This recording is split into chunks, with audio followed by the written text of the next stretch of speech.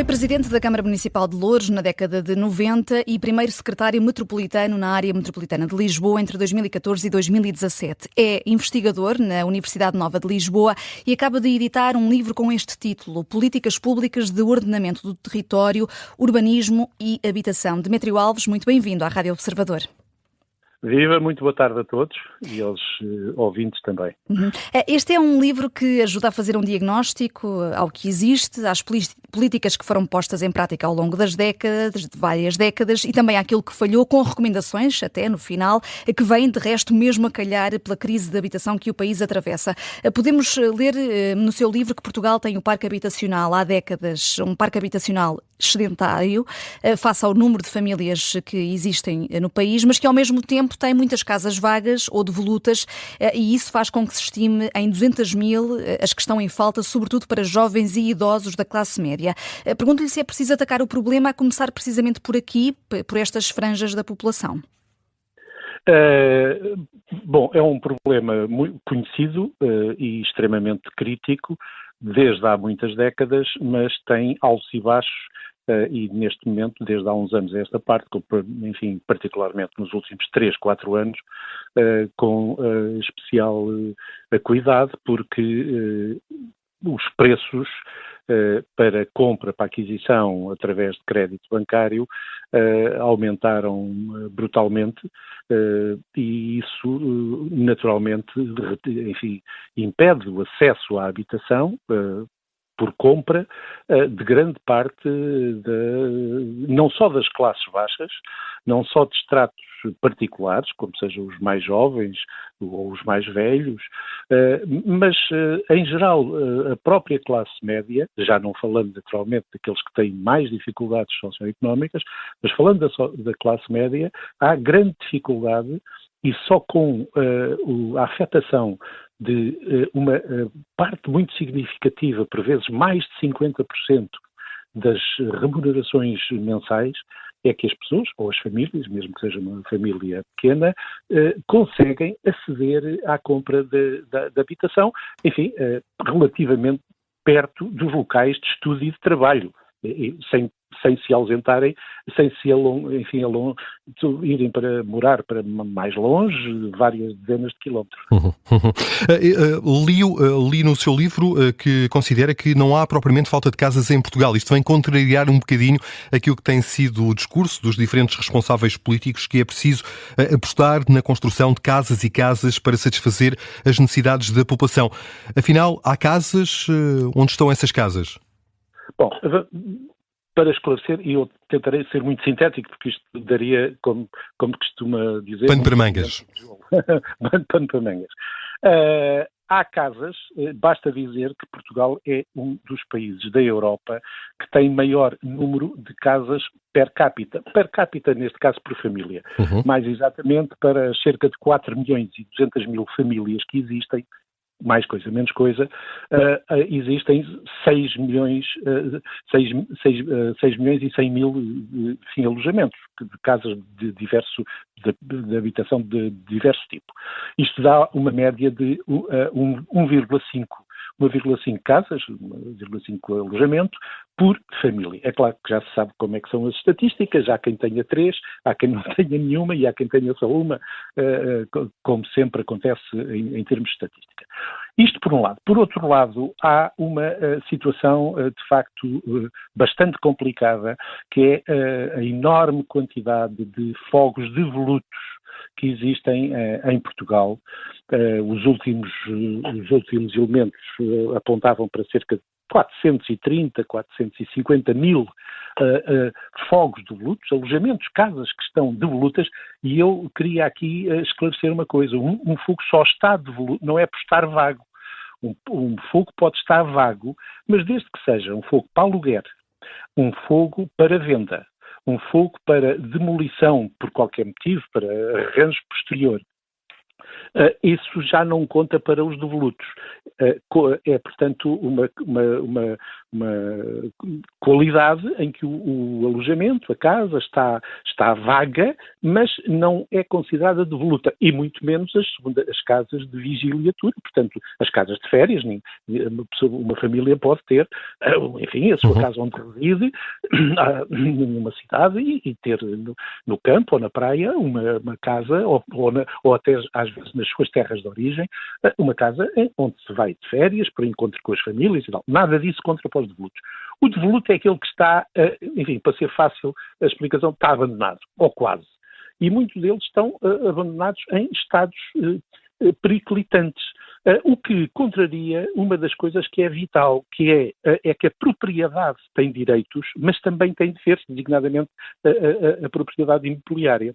Portanto, quem tem um edifício habitacional tem que cuidar dele. Não é só ter e pô-lo ali, porque se sabe que o imobiliário, designadamente a habitação, os edifícios, têm esta característica, tal como às vezes o solo rústico. Pode estar abandonado durante 10 anos, 20 anos, 30 anos, 40 anos, mas ele não se deprecia, porque ele pode valorizar-se em geral. É claro que se o edifício começar a ameaçar ruína, para além de ser quase que um atentado público, não é? Por incúria, tem este grave inconveniente que é pressionar por escassez a oferta de habitação. Isto por um lado. Por outro lado, há esse, como disse bem, uma corrente que por aí agora, enfim, veio para cima da mesa nos últimos meses, que é, temos que fazer mais casas, que é para, ao aumentar a oferta, baixam os preços. Ora, na habitação, no edificado imobiliário, isso não é assim neste mercado. O mercado tem características muito especiais, eu podia estar aqui a citar, mas não vos vou amassar com isso. Tem muitas características, até de monopólio, e até de procura assimétrica, porque as casas só estão num determinado sítio. É uma oferta, não é como o eletrodoméstico, uma pessoa encontra em vários sítios, e é absolutamente diferente comprar o eletrodoméstico A, B ou C na loja XYZ. Não. Um edifício, uma casa, é normalmente relacionada com um local. É claro que se pode escolher entre 4 ou 5 locais, mas há essa limitação. E nesses locais, neste momento, os portugueses estão constrangidos a ter uma concorrência, eu diria, desleal, porque há cidadãos que ganham 3, 4 e 5 vezes mais de outros países que podem fazer ofertas para aquela mesma habitação. Eu lembro-me, entre parênteses, que há países que limitam o acesso de edificado de imóveis para a habitação a estrangeiros. E não são países esquisitos. Por exemplo, na Dinamarca é muito difícil e em outros há limitações. Cá em Portugal isto acontece, digamos, de uma forma completamente livre, e isto veio introduzir desproporcionalidades brutais, porque sujeitam os portugueses a uma concorrência, eu diria, inaceitável por parte de cidadãos que, enfim, muito cheios de direitos, como é evidente, mas neste caso causa uma grande desproporcionalidade. Eu, de uma forma muito sintética, é isto, e portanto tem que haver aqui uma intervenção forte das entidades político-administrativas neste mercado, que é um mercado com fragilidades, é um mercado completamente não concorrencial, mesmo, enfim, de acordo com as leis económicas, e, portanto, tem que haver intervenção reguladora. E que medidas de políticas públicas é que são indispensáveis? De que forma é que deve ser repensado aqui o papel do Estado e, em particular, das autarquias?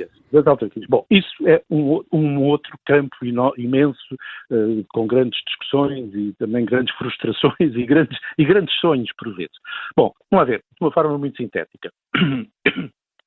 Tem que haver um mercado, naturalmente, um mercado particular, privado, das empresas que constroem casas, edifícios e os põem no mercado, naturalmente, mas como já se percebeu que este setor não se autorregula, e não se autorregula até porque as estatísticas são muito claras. Se nós verificarmos o que se passou por exemplo, para não ir mais longe, de 93 até 2002, num período de quase década e meia, à medida que se foi aumentando a oferta de novos fogos postos no mercado, através das licenças de utilização, depois da licença de construção, vem a licença de utilização quando ele está pronto e em condições de ser posto a funcionar como habitação.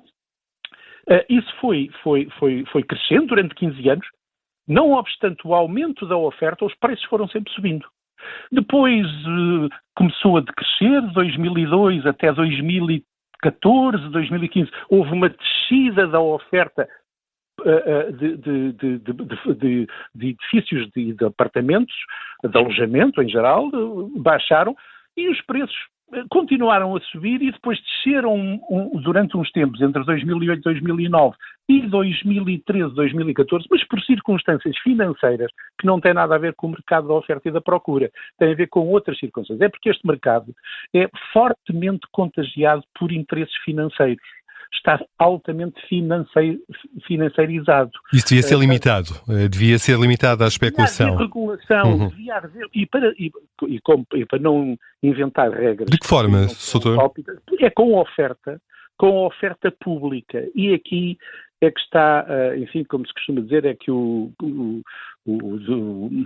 gato vai às filhotes, penso que é assim que se diz. Portanto, uma coisa é fazer habitação social.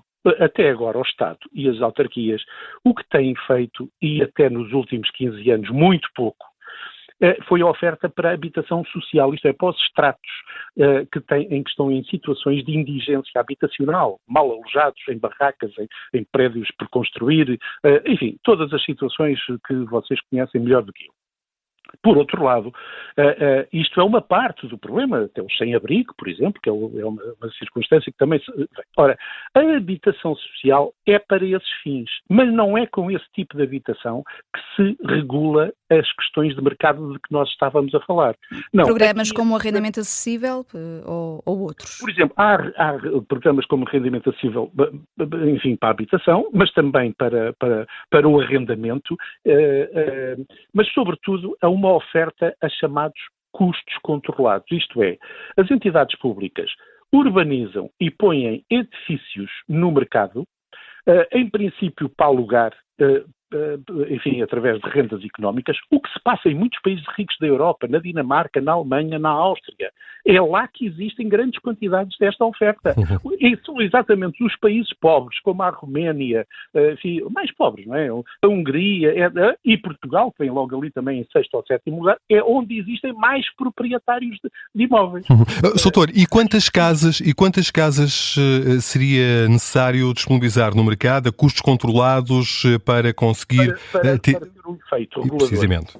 Ora bem, isso eu no livro adianto alguma coisa sobre isso, com proposição de uma fórmula e de relações. Eu não tenho neste momento aqui possibilidade de estar a passar as páginas para não vos fazer perder tempo, mas eu estimo à volta de 50, 60 mil habitações por ano, para que e claro que isto tem que ser regionalizado, tem que ser colocadas prioritariamente nos sítios onde há mais problemas de mercado, de preços muito altos, não é? Não são altos, são muitíssimo altos, e portanto, através de uma oferta, digamos, de custos controlados, espera-se que os preços sejam ligeiramente deflacionados. Eu não acredito em estar a proibir preços acima disso.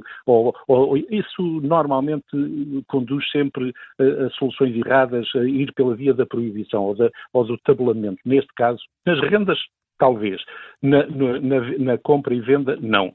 Tem que ser através desta oferta. Ora, não é essa oferta que o Estado, diretamente ou através de autarquias, estão mesmo neste momento a fazer, está-se a tentar fazer um esforço, através até dinheiros do PRR, mas é mais uma vez para oferta de habitação de natureza social. Ora, a gente o que precisa é uma política social de habitação, que é uma coisa diferente, não é a política digamos, enfim, peço desculpa do termo, da designação, para os pobrezinhos, para os que estão nas barracas, não, é para a classe média. Para a classe média. E, portanto, para os jovens, para os mais velhos, para quem está a trabalhar, para que, de facto, possam ter direito a uma questão que constitucionalmente está garantida no artigo 65 da Constituição, que é o direito à habitação. Isto tem que ser passado à realidade. E esse é o problema, é passar da teoria à prática depois, mas deixa de facto aqui uma série de recomendações num livro e com estimativas concretas. Estamos mesmo no limite do nosso tempo, Demétrio Alves, mas como foi presidente da Câmara de Loures nos anos 90, não posso deixar de lhe perguntar se concorda com a ideia do atual autarca, Ricardo Leão, de despojar inquilinos de habitação social que cometam crimes. Eu não me tenho metido muito em afirmações de natureza política relativamente ao Conselho onde exerci funções durante quase, 9 anos e tal, por motivos óbvios, mas não posso deixar de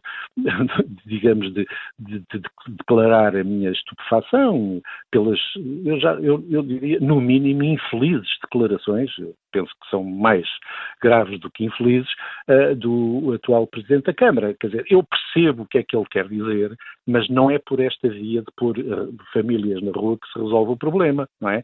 Quer dizer, tem que haver um conjunto de políticas. Aliás, a habitação social, também nesse aspecto, não altera as questões socioeconómicas graves de fundo da sociedade. Não. Isso resolve-se por outra via. Muitas vezes altera-se a situação habitacional e os estratos sociais, as famílias que vão para as casas de bairros sociais, por variadíssimos motivos, continuam, digamos, guetizadas, continuam afastadas, segregadas da sociedade, por outros motivos que são socioeconómicos de fundo.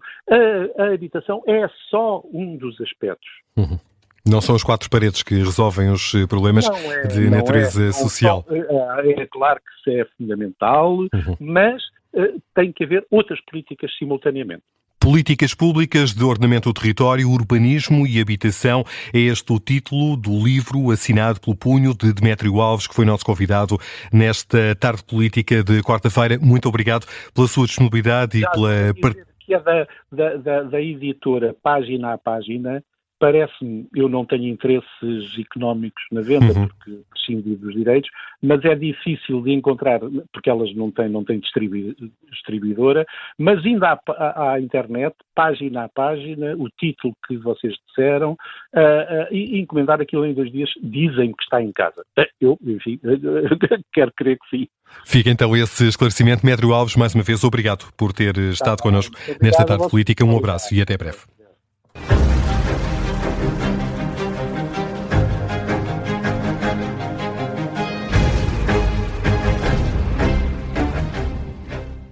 Se gostar deste podcast, pode seguir, dar 5 estrelas e comentar o episódio na Apple Podcasts ou no Spotify. Pode também subscrever e gostar no YouTube. Assim recebe uma notificação sempre que houver um novo episódio.